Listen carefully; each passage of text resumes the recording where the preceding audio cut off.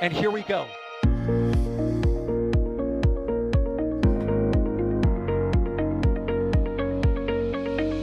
have liftoff. Propulsion continues to be nominal. R68 chamber pressure looks good. Following up. Roger, roll, Atlantis. Water towers fly! Yes! Tango down to nominal. Flight downside SC off. Bring in SC off. It's orange! R45. Oh my god! Oh my god! Decollage. Look at this! Put that in the big bag, 343 unfolds to go. Indeed. We rise together, back to the moon and beyond. Nothing to do with igniting flare, correct? Yikes. You good? Sure. We don't need any more of these.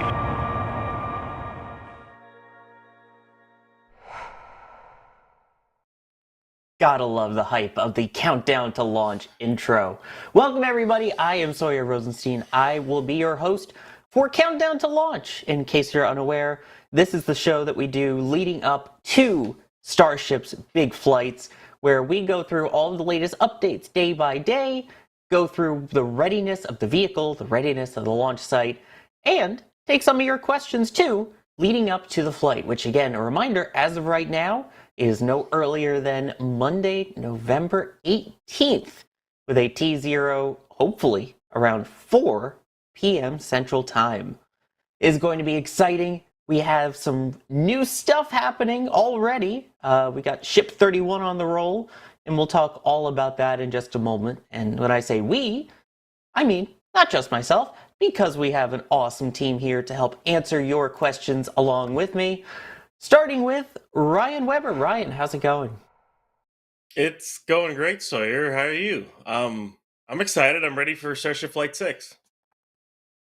Oh, Flight 6. It's so weird that it's already Flight 6. I love it, I love it, I love it. In case you can't tell, I'm very excited. Also joining me is Trevor Sesnick. Trevor, how's it going? Yeah, I mean, as we're going to talk about, things are looking good for Monday. So I'm just really excited. I can't believe, as you're saying, that we're already here for Flight 6, that we're going to get to see another Starship launch, another Super Heavy being caught, hopefully, and more changes to the Raptor and to the flight profile and whatnot. So it is just so exciting. I'm really happy to be here and to answer some of your guys' questions. And then we have Jay Keegan, who is pushing the buttons, pulling the levers, and bringing up all the views for you today behind the scenes. So we have a fantastic team, and another big part of the team is you. Reminder, if you have questions, you can tag us at NASASpaceflight, and we will do our best to answer as many of them as we can throughout the course of the next hour. So let's start with where we're at today. I'm sure many of you saw yesterday's countdown to launch. If you didn't, where were you? We're glad you're here today. So last night, of course, we had Ship 31 make its roll all the way out to the launch site. And I guess next up should be Booster 13. Reminder, there is no road closure for tonight. Tomorrow, there is the potential. So in the next couple days, we will hopefully see that booster roll out, which does have the hot stage ring already installed. In terms of regulatory, there's a couple of things that we're still waiting on as well. We are still waiting on the marine hazard zones, the temporary flight restrictions, road closures, a bunch of stuff there. We will get into the full detail on that coming up shortly. So let's break it down bit by bit. Let's start with the readiness of the ship, which we saw roll out last night. Ryan, do you mind just giving us an update on Ship 31? Yeah, SpaceX rolled it out last night. So basically, it's kind of odd. They rolled out ship first, but I mean, it doesn't really matter what order you roll it in. One way or the other, they have to put the OLM on the pad and then put the ship on top. Rolling into the pad now means they can just kind of get the roll out of the way. They can make sure they have, other things set up for the roll for the booster. And then they can do FTS install while they're at the pad. and whatever final checks to the heat shield and the rest of the vehicle they need to do. It's probably going to be around tomorrow that the other vehicle will roll, but we're just kind of waiting and seeing at this point. Yeah, and I mean, one of the questions that always gets brought up, and I know we don't have a definitive answer, but it still kind of bugs me. Why roll out the ship before the booster if you have to stack the booster first before the ship? Probably because the ship might have been ready to go sooner. I mean, there's a chance that they were doing some final stuff to possibly the chimes on Booster 13 or any number of other systems on the booster, and it just wasn't ready to go out first, and the ship was. So that's could be the possibility. So, and SpaceX doesn't. They've got some leeway in terms of time. So if they get the booster out tomorrow, they've got a couple of days to get them both on the pad, get the FTS installed, get them both stacked, get them ready for launch, and then go. It's not really expected them to do any full stack testing, not with the time that they have on their hands. They may do like an ambient pressure test, just like, pressurizing the tanks and testing some valves and systems, but it's not expected at all to do a cryo load or anything like that. Yeah, and Ship 31 at least sure had its fair share of testing. I still can't believe that this thing is actually set to fly. For those who don't remember, I believe it was back in May at Massey's where it got a little sparky, shall we say. Yeah, during its first cryo test, in which they usually try to fill both tanks, there was an electrical fire on its raceway. So basically what we think happened, or at least what I think happened, put it that way, is a CLPV line or pressurization line that goes up from the engine section to the forward dome blew. And when that blew, it damaged some electrical conduit, causing a short, which can then led to a fire. And I think, honestly, it probably also helped put it out. So it was a nice visual from our cameras looking at Massey's, and you saw that way back when. But SpaceX rolled it back into the high bay, and I'm pretty sure they replaced the entire raceway, or at least a good chunk of it, because usually when they do the raceway install, it's like all at once on the ship or booster. There's like a whole jig they basically place up alongside of the vehicle and then install it. So I would assume they swapped that out and probably had to change out some avionics boxes, some things here and there. So I can only imagine what a surge like that would have fried when it happened. So I also found it pretty apropos, anyone who was watching the rollout last night, that as it rolled up to the OLM, there were sparks coming off the OLM from the work they were doing. It's kind of like, hey, welcome back. Hopefully this isn't traumatic for you, but here's some sparks again. Just personally liked that. It'll also be interesting to see if it will be sparky again during re-entry with those heat shield changes. It's definitely a possibility that this ship does not survive re-entry with them removing those 8 columns of tiles on either side. Yeah, we were looking at that again as it was rolling out up close to our cameras last night. How many tiles is that? And what do you think in terms of will that actually survive or not? I know you're saying maybe yes, maybe no. What are your thoughts on it, though? Yeah, in terms of number, I mean, right, it's 8 columns on each side. Each column, Ryan would probably know better than me, but if I had to guess, is probably 100, if not more, tiles tall. So it's quite a few tiles that they ended up removing. And honestly, like, I think it's probably going to survive re-entry.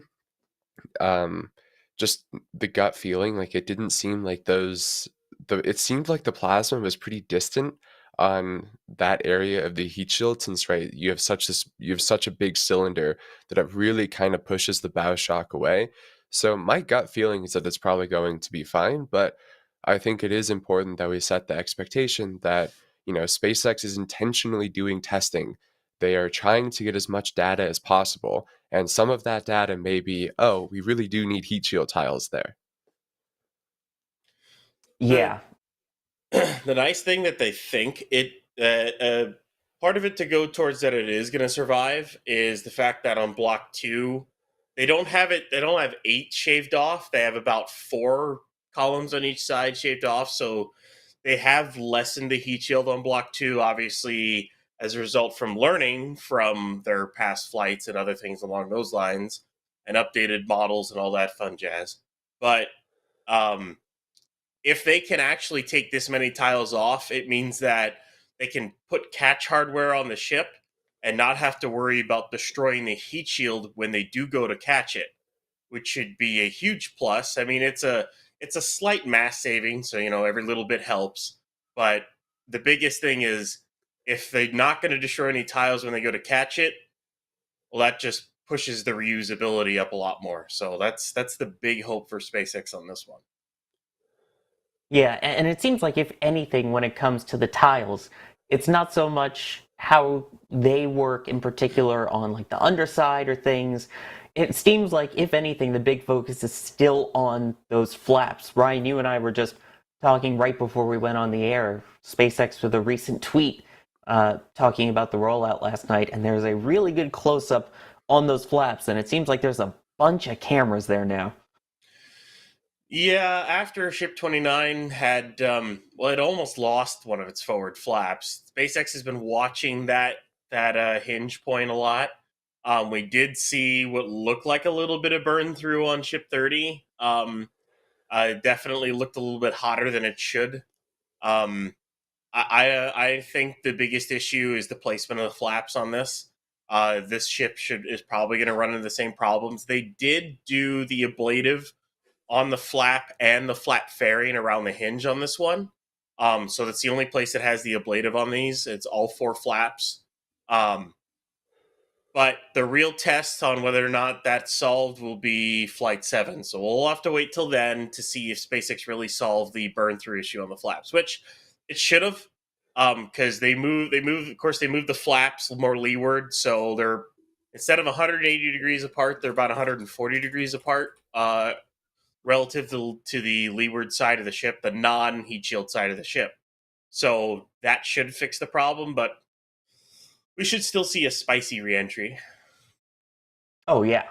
And, Anders was asking, do they have any new goals for this test flight compared with Flight 5? And one of the interesting ones on there, especially when it comes to the ship, is a slight change to the angle. And, of course, the big deal being the single-engine ignition while they're in space. But it sounds like there's a change to the angle of how they're coming down. And I want to clarify with this because, Ryan, I think there's some confusion. They are not coming in steeper right away, correct? According to their update, SpaceX is doing a steeper angle attack on the final phases of descent, but not like the initial. So they're not coming in steeper. They're going to come in normally, and then I guess after like peak heating, they'll probably do a little bit more of a higher angle attack or something along those lines. But it's not at the beginning; it's during the final phases of descent. So it'll be kind of interesting to see what that looks like on the telemetry, or heck, if it makes it through, we might be able to see cameras of it because they're going for a daytime splashdown. So Yes. maybe we'll see it. It's also just goes back to, right, as they were saying ahead of Flight 3 or Flight 4, maybe it was even Flight 5, I don't remember at this point, but they kept throwing around the term, the payload is data.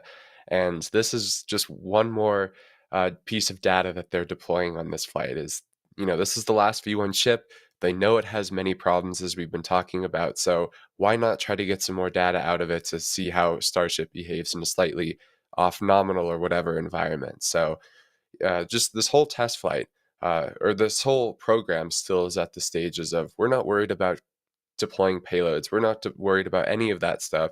They just want to get as much data as possible to get this vehicle to fully and rapidly reusable as quickly as possible. And Trevor, that's a good point. That actually brings up a question here from Khaled, who's asking, is SpaceX doing any payload door testing this flight? Because, Ship 31 still has the Pez dispenser door, right? Correct, but they will not be doing any on this flight. We're not expecting that until Block 2 of Starship. We have seen some changes to the payload bay door with Block 2. It seems like when they did the payload bay door demonstration on Flight 3, it didn't go super well. It seemed like they had problems both opening and closing it. So my guess is they were like, this design is bad. We're not worried about it. We'll fix it in Block 2. So my guess is that Block 2, we will see that test, but that is not on this flight. So soon, TM. Flight 7. Yeah. Yeah. Let's see. Here's a question from Egg Eds. Is the FTS installed yet? Not yet. Ryan? I would expect them to install it. So, like, my idea of time of events will be booster rollout tomorrow.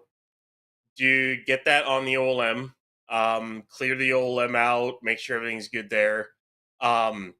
Then I would say probably Friday, maybe FTS install or something along those lines.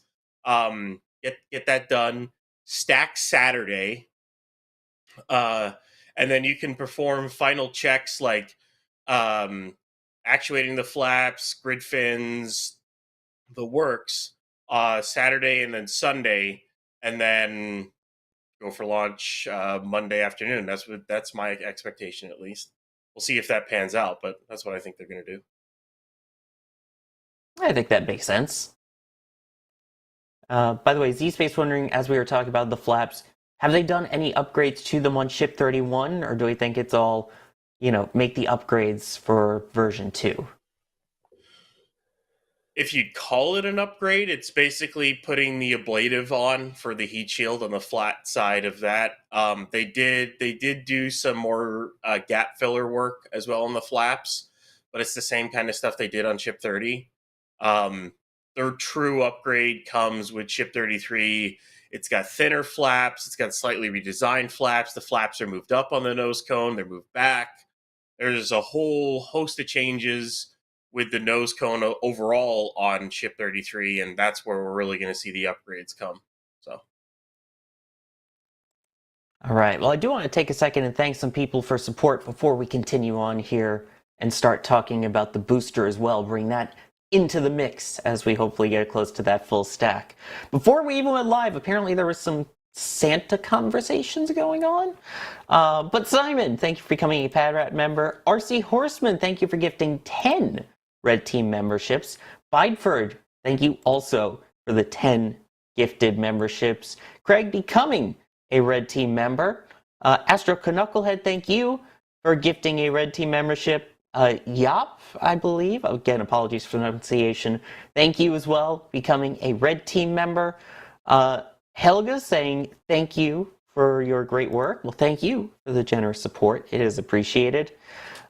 David Greatbird, thank you for the $50 super chat. No message, but still beyond appreciated. And also Patrol, thank you for gifting 50 Red Team memberships. Holy smokes, that's a lot. Thank you.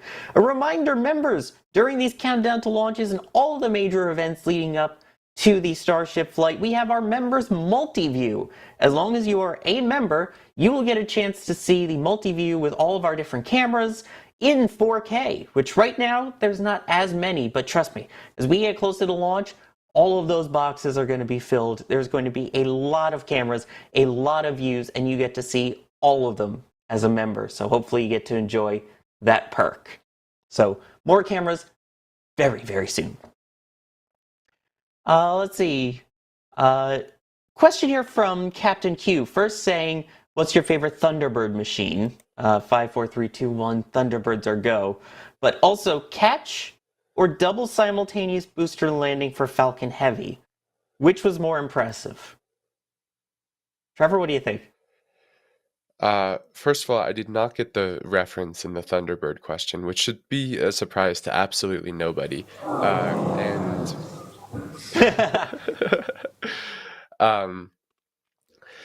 So Falcon Heavy demo is actually the first rocket launch that I watched live, and that's what got me into spaceflight. And I don't really think, at least at the time of watching it, I truly appreciated how insane what I just saw was, right? So I think I probably have to go with catch, But I honestly think that landing on a drone ship is probably, in the grand scheme of things, a bit harder than a catch. So I don't know. They're both just absurdly impressive, though. Ryan, do you have an actual answer? Sorry, Trevor.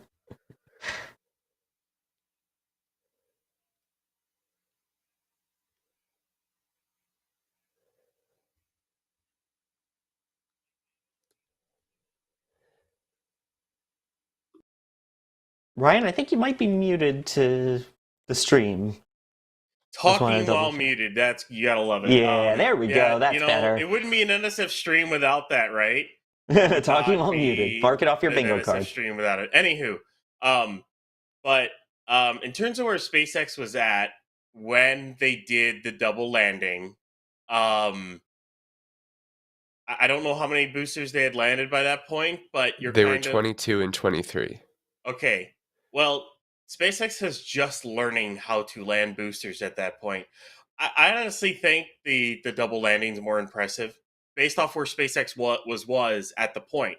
Because you remember when they've done this catch, Trevor can give the number of how many Falcon landings have they done before they got that catch done. Like, Hold on, give me 1 sec. okay, Trevor, give me the number. But like, the experience definitely helps. Learning how to do the software helps. All of that stuff. So 352 successful landings before a catch.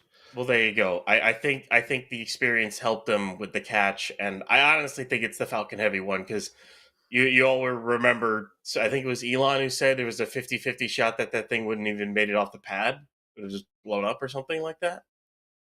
I think Falcon Heavy was more impressive at the time. So we'll go with that. Yeah, we're talking about at the time. I agree. Yeah. But for present day, I think catch wins. Which, in case Falcon you didn't hear, they caught a booster.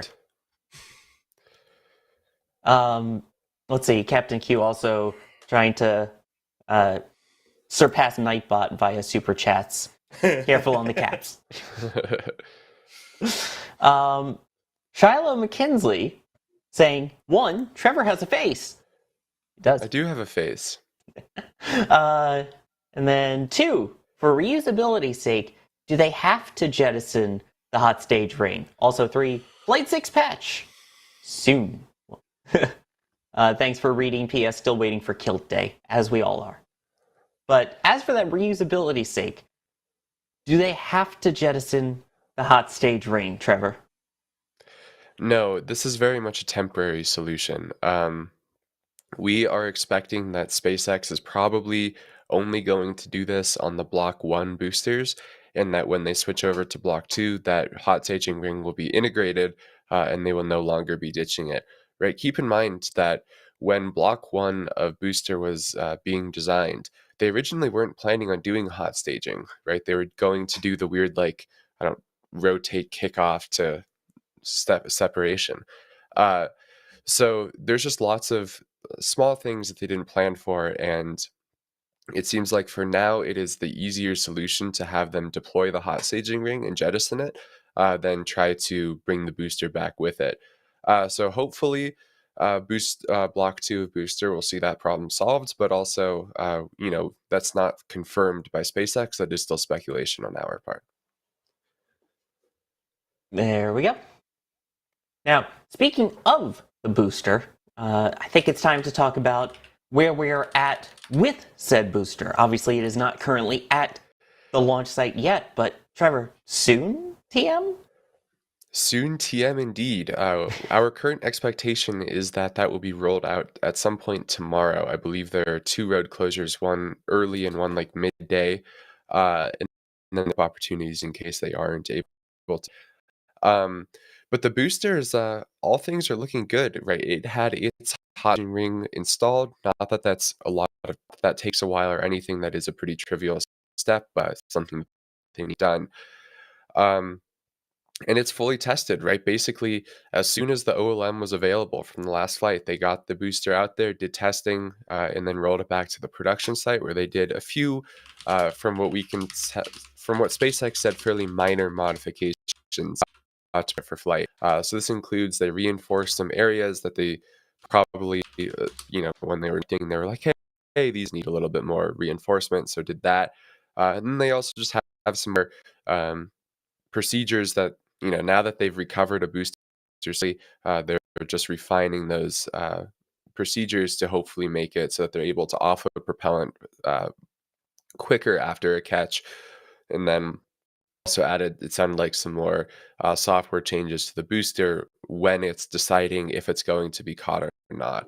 But that said, all in all, to be very similar to Booster 12's catch attempts, they will start by having the booster just targeting a soft splashdown in the Gulf of Mexico.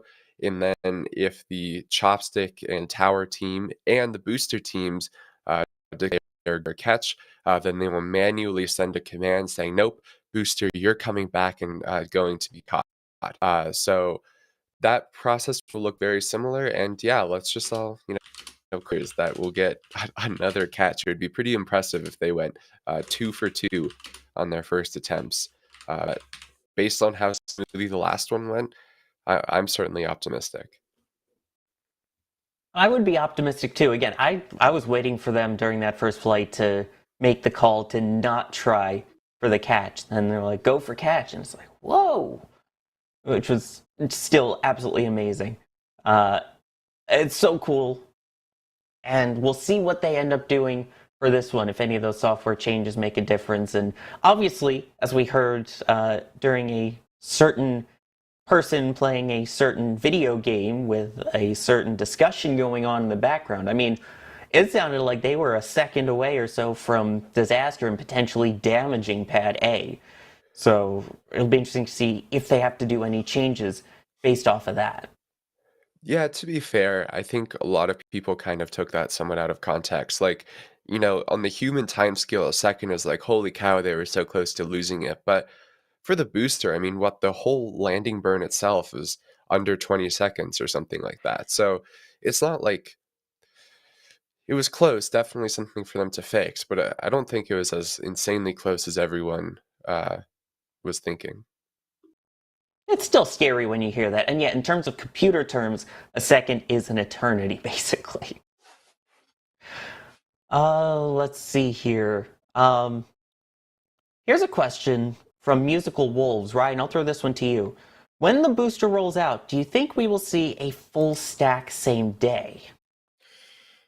I don't think so. It'll probably roll out, as I was talking about this earlier, they'll probably roll out, put it on the OLM, then they'll do FTS install on both of them, and then they'll stack ship after the FTS is installed on both ship and booster. There really isn't any rush to get it stacked. They probably want it stacked, I would say, by at least end of day Saturday or at least by Sunday morning. So they get at least a day and a half to do the final checkouts on anything. And of course, if they run into any issues, then they have to destack and everything. But I think there's a solid chance that for the first time ever, we get the only one full stack, only one stack basically of this stack. And then they go for launch.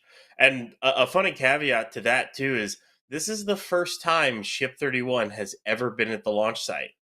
If we all remember, Ship 30 did its first static fire at what used to be suborbital pad B, but is now, there's now a tower there, or so it's a little bit of change of a landscape. But Ship 31 has never been a launch site. It did its cryo testing at Massey's and it did its engine testing at Massey's. So from here on out, the first time a ship rolls to the launch site is going to be for launch. So it's definitely kind of moving along in the program. I can't wait till a booster just rolls out for a static fire, then stays out and goes.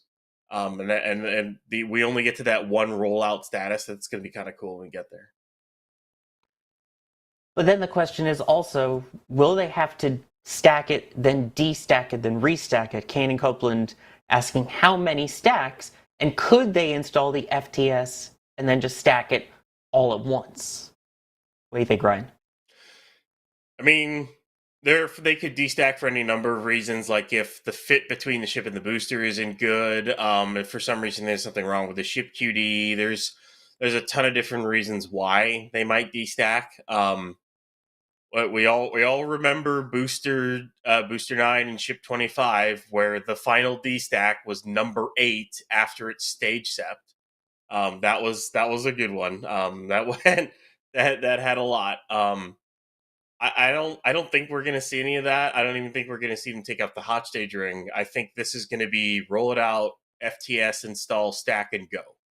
Just try to see if they can prove they can roll these things out, install their flight termination system, and just launch it without any testing in between or anything. Now that doesn't mean to say that it's going to happen on the next flight. I fully expect a wet dress rehearsal for the next flight because it's Block 2 and other things like that, and they're going to be adding some stuff to the tank farm probably over the next couple of months. But I think overall, this flight is their chance to prove that, yeah, they can turn this around and get it going within a month, or at least just over a month.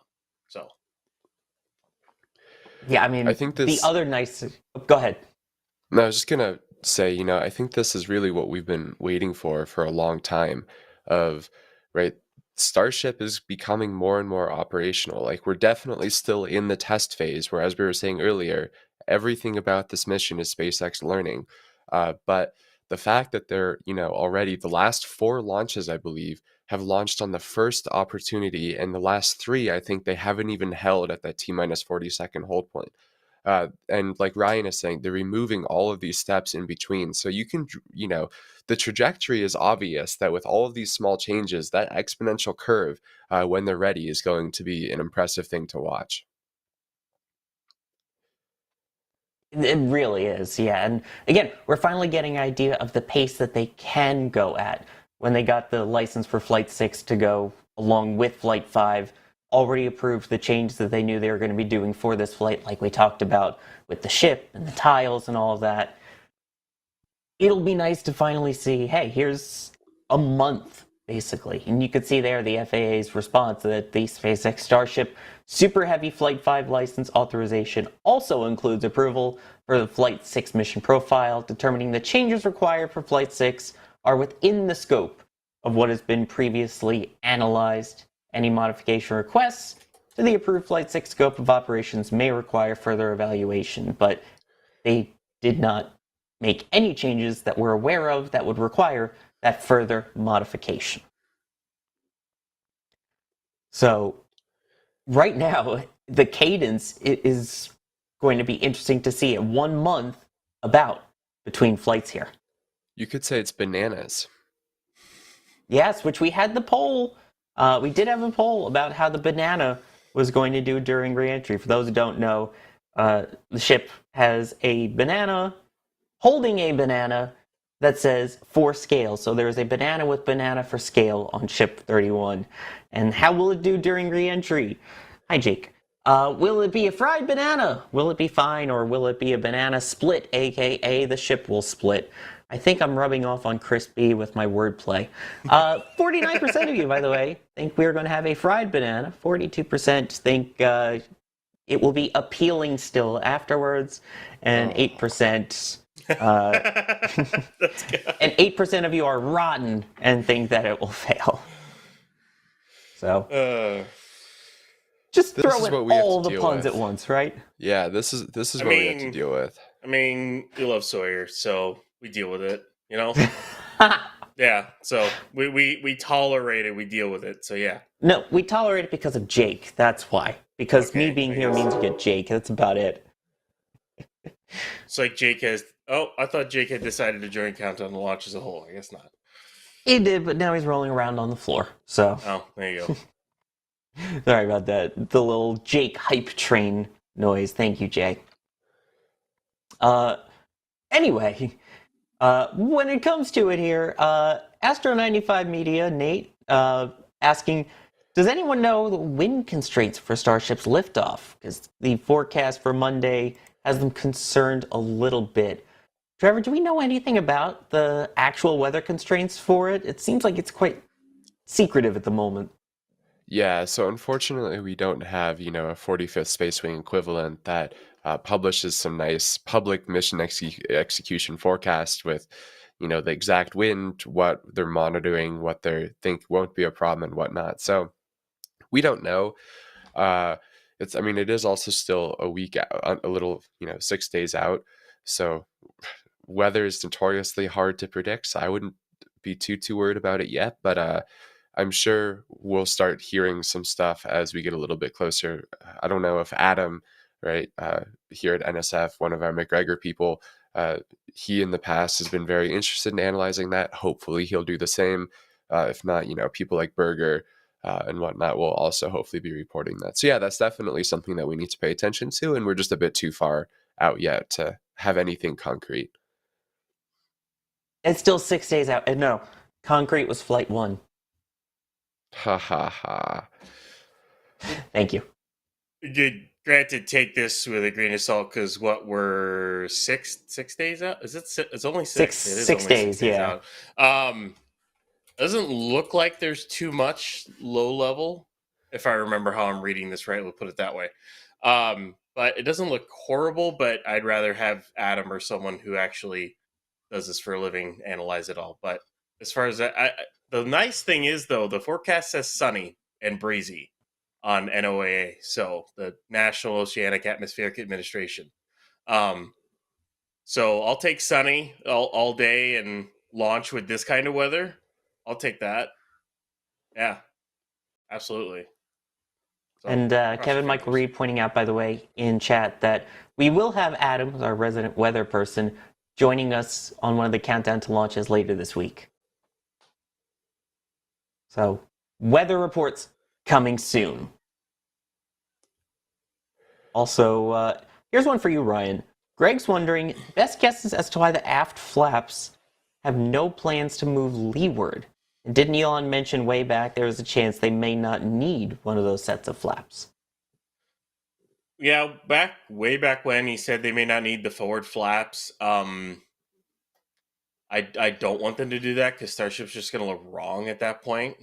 Let's be honest. It'll look wrong with no forward flaps. They don't really need to move the aft flaps back, as long as they can just, get some work on that seal and, fix up the hinge a little bit. It'll be fine.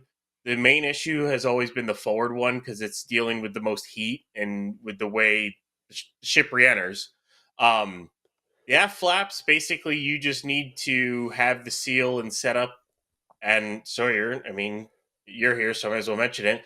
Like the aft flap and flapperon and whatnot on the shuttle. So, Yep. in kind of way, the seal is 90 degrees different on some of that stuff, but still, it's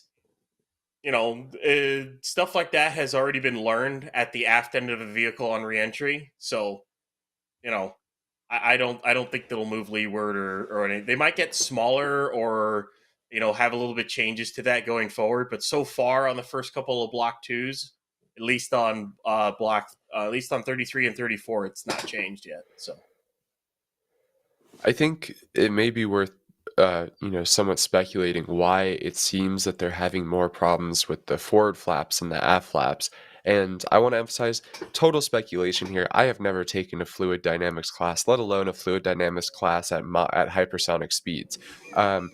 That said, my guess is that, right, since the flaps on the front are kind of on the nose cone, there's kind of less of a bow shock to really push the plasma stream away from those hinges. When on the back, it definitely seems like since you have a wider cylinder, the bow shock is really kind of pushing it a bit further away, and it's able to hit, more the flaps themselves and less the hinge area. So that's my total speculation of why they've had more problems with the forward flaps and the aft. And that's also why, right, they're moving those forward ones back a little bit on that nose cone. What do you mean you haven't taken a hypersonic fluids class yet? Haven't we all? Says the person with a degree in broadcast journalism. Yeah. You want to think about something that's really wrong, though. Florida Man, already a great start, suggesting, in their opinion, if they catch Booster 13, they should refly it with Ship 26 for booster reuse data and give it a good send-off. That sounds horrendous. No, just put another ship on that. Here's the thing. You need ship data, and was Ship 26 going to get you? Zero. Nothing. Nada, zero, zilch, nothing. No. Jay, I think disagrees.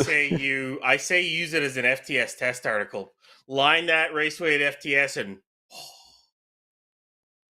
I love it. Yeah, That's if we're what I talking about getting rid of flaps, just get rid of Ship 26. No. Nope. Yeah, I gotta admit, that would look absolutely ridiculous. But you know what would look really nice? Having a metal print from shop.nasaspaceflight.com in your house. In case you didn't know, we have all of the awesome Starship prints going all the way back from the early flights here. We got Flight 5, all the awesome catch shots that our team had out in the field. These are available not only as metal prints, but we also have paper prints, which are kind of like a poster size. So if you don't want the big metal print, you kind of want more like a poster for your room or your college dorm, we've got that option too to show your love of Starship and help support NSF. Not only NSF, the photographer as well, that took the picture, which it'll tell you who did. So, I mean, I still love that coming in hot shot. If you haven't already, take a look at them, see if there's one that you like at shop.nasaspaceflight.com, and if not, they make a great gift for the upcoming holidays. Yeah, that Raptor Cybertruck print. You know, there's a promo code for it. You have to watch a certain thing to get it. Yes. Yeah. If you haven't watched Starbase Update yet, I highly recommend you do if you've been considering getting the print of the Raptor engine that was driven by a Cybertruck that got smashed with a drone. Which, by the way, is now installed on Ship 33. Oh, and, go figure. Well, and just for another fun thing, yeah, it's just funny. It's SpaceX. You know, it's SpaceX. What do you expect? So, yeah. That is true. Well, we tend to see those drones flying around the launch site a lot now, hopefully not low to the ground like that again. Which, speaking of the launch site, we've talked about the ship being there. We've talked about the booster soon to be there. Ryan, what about what's already there? Have they been doing more work on the orbital launch mount ahead of flight? Yeah, so slowly but surely, as we all know, work continues on the orbital launch mount. The lovely phrase, anyone who's paid attention to SBL or Tank Watch for a long time, they know the phrase. They looks like they painted the legs, they even painted the staircases. They'll look nice and shiny and new. Can't wait for that to get all scorched again. It looks like they've got a scaffolding bucket going in and out of the center of the OLM, so they should be taking out They had the alignment rig inside the OLM, which is what they use to align all 20 of the hold downs plus the booster QDs, because those have to be aligned just perfectly to all sit in correctly. So here's cross your fingers that they don't have to do that anymore for every flight on the new pad, hopefully, because they almost had to do that every single pad. But looks like that's coming out, and hopefully scaffolding will come off either before the booster gets on or after the booster gets put on the pad. So hopefully, because again, like we saw them even doing sparks the other night. How soon up ahead before launch do you expect to continue to see the work out there, see all of these cranes and everything? Usually it's like right up till launch day. They'll do some final touches and stuff like that. They may even paint the OLM ring again because they did that for the last flight, or they may not. I mean, it's SpaceX. Sometimes they paint, sometimes they don't. You know, you flip a coin. That's a decision that they make. It's also, if they have time, they might do it. But you'll see lifts out there even right up till Sunday, even during the day Monday, I would assume. Right as they close the road, they'll most of it will move out sometime probably Sunday night, early Monday morning. Once they get ready to close down the site, everything will get moved out, either moved all the way over to Pad B, or they'll move it all the way over to Sanchez and just kind of clear out the entire area. They'll go through with a street sweeper basically and clean up the pad. Any of the oils or dust or anything like that, they'll clean all that up from all this work that they're doing, so that when they do fire the deluge, it doesn't pick all that up and throw it into the wetlands, because you gotta keep Fish and Wildlife and people happy and whatnot. So there's a lot of little things left on the checklist to do, and they got a lot of time to do it. So Yeah, and Trevor, it seemed like after that first flight, or Flight 5, excuse me, and the catch, they were really keeping an eye on the QD. Have we heard any updates on that or seen them doing more work on that particular area? Um, Not to my knowledge. That's a better question for Ryan. well, if we're talking ship or boot, I mean ship QD, the lovely thing Yeah, the is ship. they installed a stop basically. So when the QD comes back and then sits down, um, before they didn't have a stop on it. They just had like a pair of stabilizers and actuators. And those have been broken almost every single flight. This time they installed a stop to where the ship duty comes down and rests. And well, it looks like it worked. It didn't get damaged. They didn't have to fix the thing for the first time. So yeah, it's great. Chip QD should be working fine. I think they just had to do some refurbishment on some of the stuff, but other than that, it should be good to go. So Yeah, I mean, they've been working pretty diligently out there on that. Now, the other question, again, I know we briefly mentioned it, but is there any possibility, maybe not for this flight, but for the future, that SpaceX would change it to install or arming the FTS just before this first stack rather than a potential stack, destack, restack? A Son of the Lion's wondering. I am trying to remember. I don't know if Trevor actually knows this one. I'm trying to remember how they do it on Falcon 9 for the FTS. I don't know if you know, Trevor, off the top of your head, how they do it with that before they right before they roll it out or something. Yeah, so I'm actually not 100% sure either, but my understanding is they don't really remove or do anything with it. I think they just trust the process enough that, but I don't know for sure. I think at some point the chargers will stay in the vehicle, but there will be a physical stop, maybe either installed or as part of the QD or something going down the line, because because having to remove and reinstall the FTS every time before launch isn't really going to work if you want to do your 1 hour turnarounds. That's not going to really work very well. And or even if you want to do a 1 day turnaround or something like that, having to remove it and then reinstall it, I don't think that's going to be very conducive. If they have to bring it back to the hangar for any reason, like any of the bays, then yeah, they might remove the FTS like they did with Booster 12. But other than that, I think eventually it'll stay on the vehicle for a while. So Yeah, that doesn't seem like something they plan on changing anytime soon, at least. But one thing that Adam is wondering if could change would be the launch cadence. Could that potentially slow down as construction on Pad B is finishing so that they can take that time and actually finish Pad B faster? Trevor, what are your thoughts? I think the bigger slowdown will probably just be the fact that V2 ship is not really that close to being ready. Right, we've seen it do cryo tests at Massey's, a couple weeks ago at this point or so, but we have not seen it do any engine testing yet. And my understanding is that that engine testing is probably at least a couple of weeks out. So, putting the timeline all together, it seems unlikely to me that that ship is ready before the end of the year, if not a little bit into Q1 of next year. So I think that'll probably be the major slowdown. SpaceX has been really good, especially as Ryan was mentioning earlier. This ship has never been to the launch site ahead of rollout for launch. So as they move a lot of testing away from the launch site, that really has allowed them to continue getting vehicles ready while also getting all of the launch infrastructure ready. So I think the delay probably won't be too big of a deal.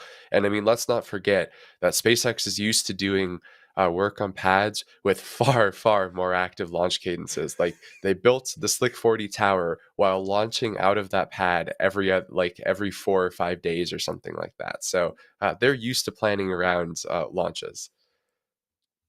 yeah, Oh, yeah. it shouldn't slow them down or anything, because they only have to.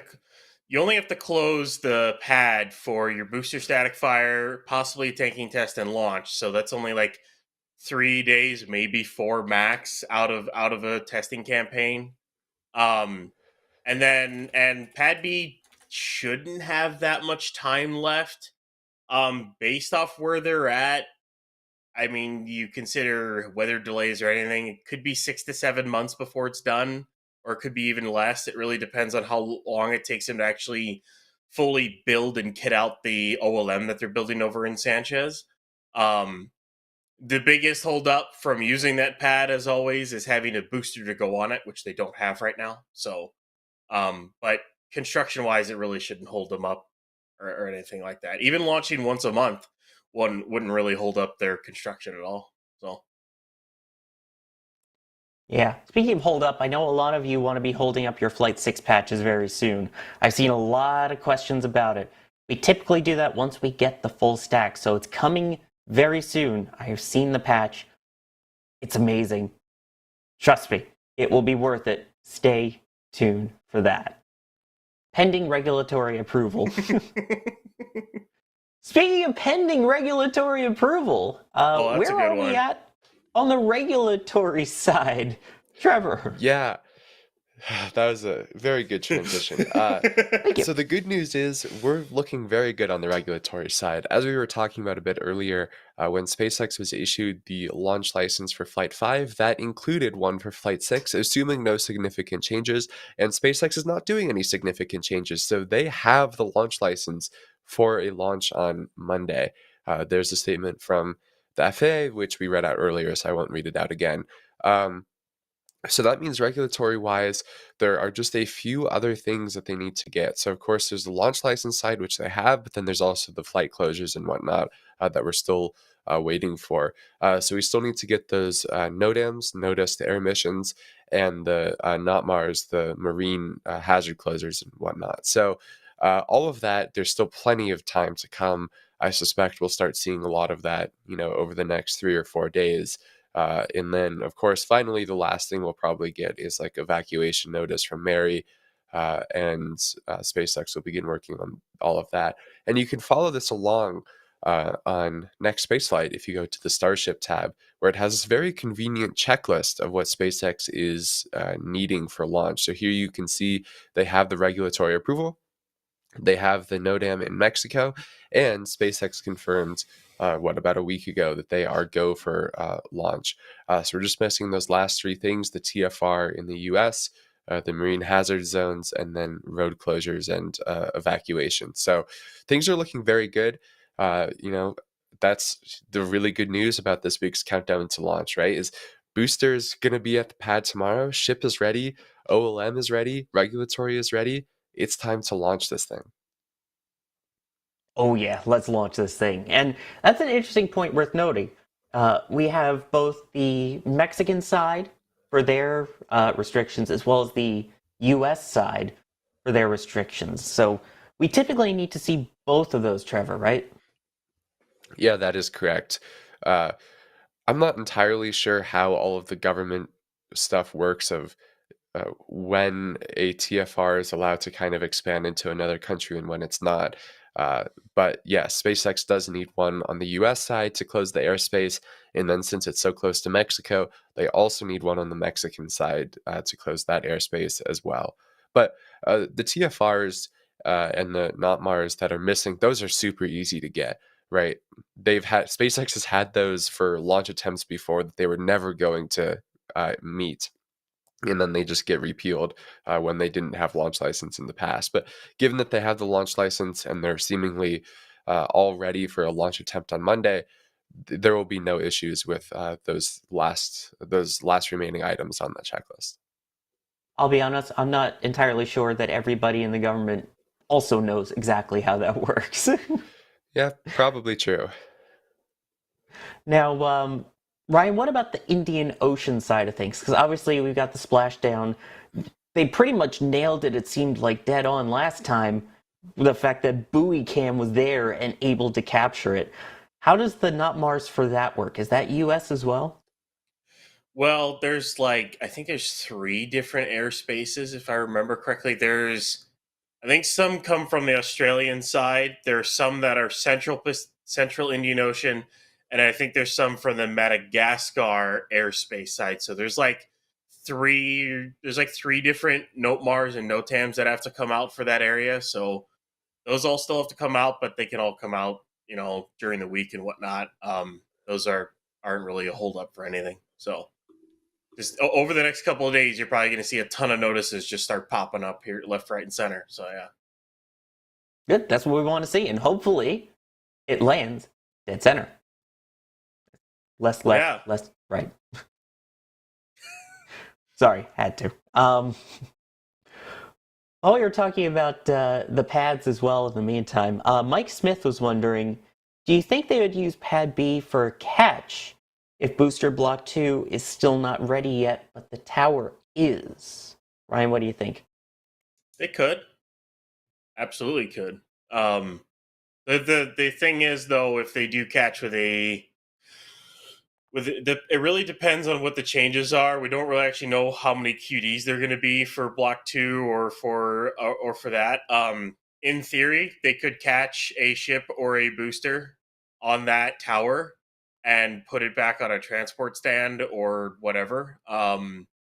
They absolutely could use that to do that. There's nothing stopping them from that. But I don't think they will. I think they'll only use it for once it's, it has the boosters and everything's operational on it. But obviously we'll wait and see. So. And then the question becomes, Trevor, about Pad A. So Riddy's wondering, when would they begin refitting Pad A, and how long would that take if they would potentially need both towers operational for orbital refueling operations? Yeah, this is a good question, right? Elon has talked about that once Pad B is up and operational, they're going to do a lot of retrofits to Pad A. My guess is that those are probably a year out, if not more. It's going to take SpaceX a while to get Pad B to being operational. Yeah, it's definitely going to be a bit, so I feel like Pad A is still going to be primary for a while, and it also seems, Trevor, like we're still a little ways away from the Cape even being an option too, unfortunately. Yeah, I mean, I think, these things are slow to build. They're really, really complex, the amount of plumbing and whatnot. That said, right, SpaceX obviously learned a tremendous amount from launching from Pad A 5 times already and building it. So we can definitely expect it'll go faster than Pad A, especially as they're doing more and more offsite and doing things seemingly more in parallel as opposed to in series. But still, it's going to be a slow process, and we just need to be patient and realize that it'll be here soon. And that goes for both Pad B in Boca and the Cape. So hopefully by the end of next year, both will be operational. But I also think that's probably a somewhat optimistic timeline. So just, it's so hard to predict. Yeah, but that's what we're here to do. We're here to speculate and try and make predictions, and we'll see if we're right. Although I have a feeling there's a lot of clips we've said in the past that have aged poorly. By the way, while we're talking about the regulation, Ryan, Max wants to know, do regular missions for traditional rocket launches like Atlas, etc., do they also need NOTMARs when their rockets land in the sea? Every single rocket launch needs a NOTMAR. They need NOTAMs. They need TFRs. Every single rocket needs a launch license along with the launch approval from the FAA. So yes. SLS doesn't need one, but yeah, and for US-based ones. So like, we don't give a launch license to Soyuz. That doesn't happen. It's not. Yeah, You don't need a NOTMAR if you're dropping a stage on land. Ooh. What, on top of people's villages? I'm sorry, what? Totally not China. Oh, I'm sorry, I'm a terrible person, I know. Curtis, getting a couple items from the shop, but also with a very good question. What are your predictions near-term post-Flight 6 cadence? Also, someone asking how long until patches can't keep up. I mean, we'll keep doing patches as long as they're exciting for now. But what are your predictions then? Trevor, I'll start with you, then Ryan, for post-Flight 6 cadence. Yeah, I mean, that's a hard question, right? I think Elon has said that the goal is 25 Starship launches next year, which that ain't happening. Um, so, I mean, we're definitely going to see the cadence start to increase. I think the time between Flight 6 and Flight 7 is going to be greater than the time between Flights 5 and 6, just because, right, they had so much time to make sure Ship 31 and Booster 13 were ready. And as they're going to a new block, right, I think we can very reasonably expect a little bit longer of a gap. That said, from there, ramping up, boy, it's going to be hard.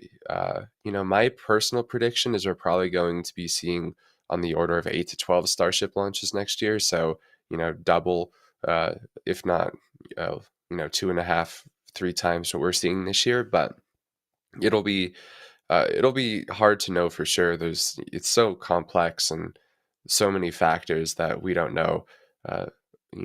They could easily reach something that speeds them up or slows them down at any point. Ryan, what do you think? I already give the long-winded answer on TFT. If you guys watched that one last week, What's the short-winded? Yeah, short-winded. No, I'll keep it short. It's probably going to be around maybe 8 to 10, maybe less next year. It really depends on how quickly they can start cranking out Block 2 ships. Whether or not they do end up reusing Block 1 boosters, maybe they reuse 2 or 3. That's a lot. There's a big question mark. It's entirely dependent on reuse for boosters and how quickly they can build ships. But I don't think it's going to be more than 8 to, as Trevor was saying, 8 to 10 or 8 to 12, something along those lines. It's just going to be tough for them. They have to scale up in production and they have to scale up in getting their pads operational. And right now, while this pad is probably going to be operational this year, there's a big question mark on 39A. They still need to. There's a lot of regulatory things that aren't there, and that's EIS and the whole bunch. So there's a lot of question marks that have to get answers and things that have to get finished off for them to actually,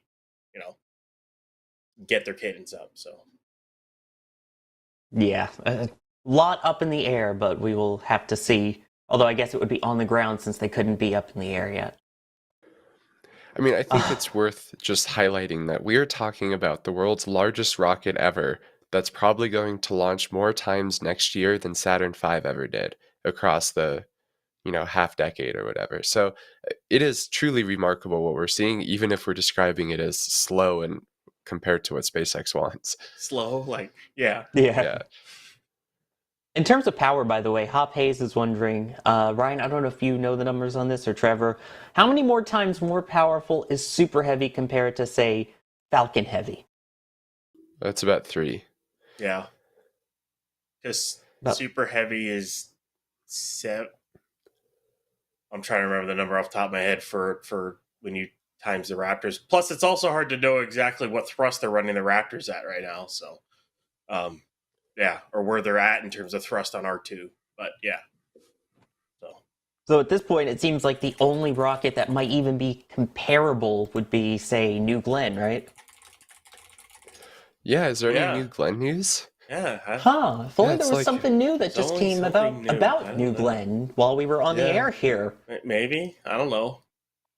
Let's take a look. Jay, I believe, has it pulled up here. There you go. It's Falcon 9.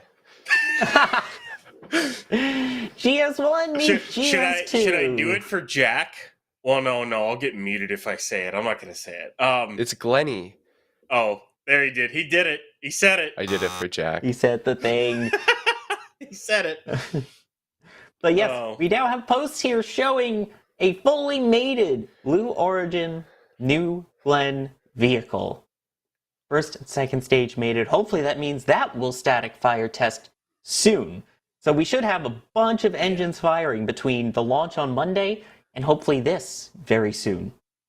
That is I don't love the non-painted sections. I'll be honest. No. Not a big fan. However, that looks so good. I'm so excited to see I this thing can't fly. wait to see multiple of these in that HIF that they have there, and then just launching them. I can't wait. It's Mm, going to be such we a cool rocket to see fly. we also got the other photo from David Limp, the CEO of Blue Origin. If we can get that, Jay. I totally didn't prepare him for this in the back channel, so this is a test of how long it takes. When in doubt, just throw the producer or the runner into it. Yeah, why not? But I mean, it's actually finally getting exciting here. We're talking about the chance to see 2 super heavy vehicles launching either end of this year or beginning next year. So something to bridge the gap, I guess, between Flight 6 and Flight 7. There you go, Trevor. There we go. You know what those engines should be on? You know what those engines should be on right now, Sawyer? What? The EUS. We're not going to go there. Anyways, either way, the BE3Us look really nice. I can't wait to see this thing fly. They're like, I don't know if it's just this shot that's kind of weird, but is it just me, or do they kind of look like a massive cone as opposed to kind of, I don't even know what type of shape the normal rocket engine nozzle is, but I mean, yeah, from this, it may just be the angle that we're looking at. I think but it yeah, is just the angle. It doesn't look as kind of tapered in a way towards the back. It's kind of just like cone. Yeah. It's kind of like an RVAC nozzle in that way, in the way it's designed. But yeah. There was also cool. some news from Stoke today. Let's see if I prepared Jay for this. What did this turn into TFT all of a sudden? Is that what this turned into? I mean, Are we we're going to talking get it? about Well, engines. I guess if you ask New Glenn, you'd say, "So you're telling me there's a chance?" I do like the name. It's a good name for a rocket. I do like it. Yeah, for those who don't know, by the way, that is the name of that rocket that you see there. Their first flight article is called "So You're Telling Me There's a Chance." But it is I can't wait to see New Glenn fly. There's a lot of cool rocket companies upcoming. As much as we're talking about the most powerful rocket ever in Starship, which is supposed to be launching in 6 days, almost exactly 6 days to the hour. We're seeing all this other cool stuff come up, and he gets Stoke with a Block 2 flight layout, in fact. So quite different from what we see with the Merlin vacuums. Yeah. Thank you, Jay, for putting up with my tomfoolery with wanting to show this. But it is cool. Stoke is awesome. It'd be Trevor foolery. But yeah. So, exciting stuff happening in spaceflight right now. Of course, the big one being 144 hours, 46 minutes, and 53 seconds till the opening of the window to launch Starship Flight 6. Michael, by the way, getting a couple items from the shop, saying, looking forward to your shots of Flight 6, hoping to see a launch in person sometime. I do hope you get to see a launch in person. It is absolutely spectacular. Max's print there, I think, a great example of what it looks like. I still have not seen a Starship flight yet in person, though, either, so I think all three of us need to get down there. I saw one for half a second. For half a second. Nice. But speaking of half a second, we have been going for about an hour here, which is the typical length for these countdown to launches. I know, I'm sorry, it's the end of the show, but guess what? There's another one tomorrow, 23 hours from now. We do these daily until we get that launch when we're this close. But I want to thank the people that joined me for today's. Ryan, thank you for joining. It's a pleasure as always, Sawyer. It's always fun to talk about Starship and even other rockets. I mean, even though it is a countdown to launch for Starship, it's always exciting to talk about other stuff too. So mini TFT in the middle of the week. Let's go. Exactly. And based off of the people's vote on names, apparently people like the things that end in Y. So Trevi, thank you for joining us. I mean, Trevor. Ironically, you are by nowhere close to being the first person to call me that. So, yeah, I can't wait for new Glenny to fly. Goodness gracious. Of course, first and foremost, flying Starship. We have not so much today, but we've got upcoming road closures. Hopefully see Booster 13 rollout. Again, launch currently scheduled for Monday the 18th, the window opening 4 p.m. Central Time. Make sure you stay tuned to NSF. We have you covered for everything going on the socials. We've been posting all the pictures and videos of the preparations and the rolls. So if you don't follow us on X, Facebook, Instagram, all of those, please make sure you do. That's where you'll get to see everything that is going on. And to make sure you don't miss these countdown to launches, if you're not already, go ahead and hit subscribe. It is free. And if you hit the notification bell, you'll also get to know by push notification when we start our shenanigans with Glenny. I am Sawyer Rosenstein. I do want to thank Jay Keegan as well in the background for helping to push the buttons, pull the levers. This has been the Tuesday version of Countdown to Launch. Members, hope you enjoyed the multi-view. That will return as well for the next Countdown to Launch. And we will see you all for that tomorrow.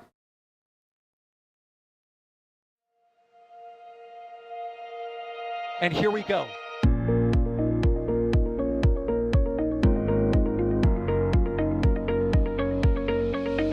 have liftoff. Propulsion continues to be nominal. R68 chamber pressure looks good. Rolling up. Roger, Atlantis. Water towers, fly! Yes! They go down to nominal. Flight downside FD off. Bring in FD off. It's orange! R45! Oh my god! Oh my god! Decollage. Look at this. Put that in the big bag, signal. 343 unfolds to go. Indeed. We rise together, back to the moon and beyond.